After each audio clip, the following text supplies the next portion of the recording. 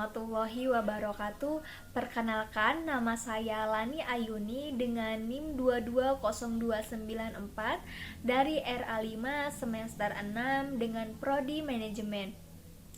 Tujuannya dibuat video ini adalah untuk memenuhi tugas ulangan akhir semester mata kuliah Manajemen Kinerja dengan dosen pengampu Ibu Ratu Ayu Primi Putri Rahmania Soer Ajamaja Eshum MMCT CHCHT.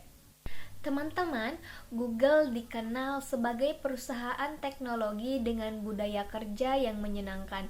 Namun di balik itu ada sistem manajemen kinerja yang sangat kuat, yaitu OKR atau Objectives dan Key Result.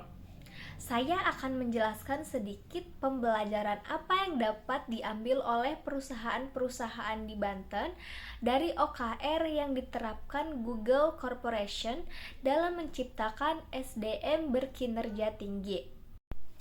Baik, sebelum pembahasan lebih lanjut, yang pertama, apa itu OKR?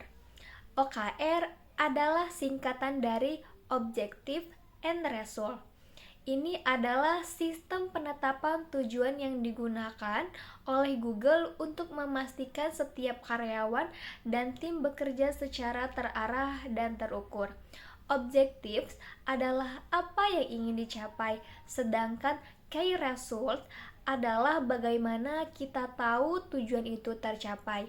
Misalnya, jika tujuannya adalah meningkatkan kualitas layanan pelanggan, maka hasil kuncinya bisa berupa 1. Meningkatkan kepuasan pelanggan hingga 90%.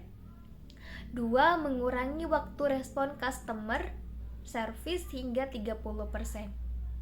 Nah, selanjutnya setelah kita mengetahui apa itu OKR, berlanjut pada mengapa Google menggunakan OKR. Google mulai menggunakan OKR sejak tahun 1999 ketika perusahaan ini belum genap 1 tahun. Johan Doerr, seorang investor awal Google, memperkenalkan metode ini untuk membantu perusahaan bertumbuh dengan arah yang jelas dan hasil yang nyata. OKR dipilih karena mampu 1. Meningkatkan fokus karyawan pada tujuan utama. Yang kedua, menumbuhkan rasa kepemilikan terhadap pekerjaan. Yang ketiga, menyelaraskan visi individu dengan tujuan perusahaan. Pembahasan selanjutnya, di mana OKR diterapkan di Google. OKR diterapkan di seluruh bagian organisasi Google, dari manajemen puncak hingga karyawan di level operasional. Setiap tim, bahkan individu, punya OKR masing-masing, dan semuanya bisa diakses secara terbuka agar transparansi tetap terjaga. Lalu, kapan OKR diterapkan? OKR biasanya ditetapkan setiap kuartal, yaitu setiap 3 bulan sekali. Di awal kuartal, setiap individu dan tim menetapkan tujuan.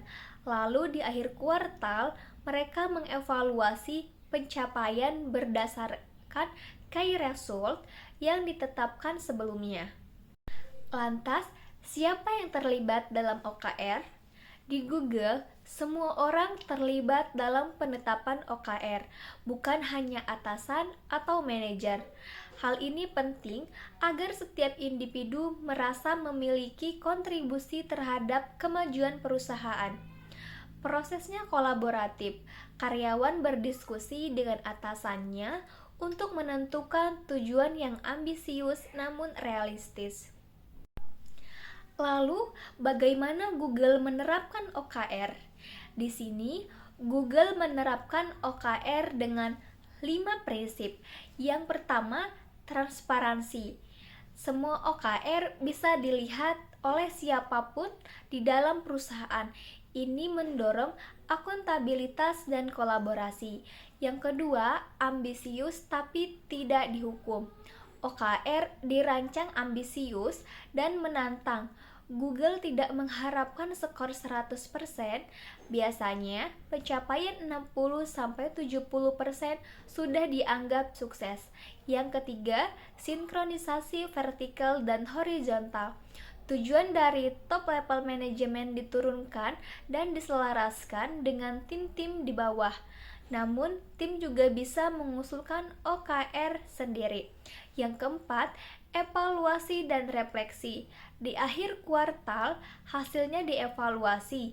Ini bukan untuk menghukum, melainkan untuk memahami hambatan dan mencapai resolusi ke depan. Yang kelima, gunakan platform digital. Google menggunakan sistem internal untuk mencatat dan melacak. OKR ini bisa ditiru oleh perusahaan dengan tools sederhana seperti spreadsheet atau aplikasi manajemen kerja. Nah, dari pembahasan awal sampai akhir, dari penerapan OKR di Google, ada beberapa pembelajaran penting yang bisa diambil oleh perusahaan-perusahaan di Banten.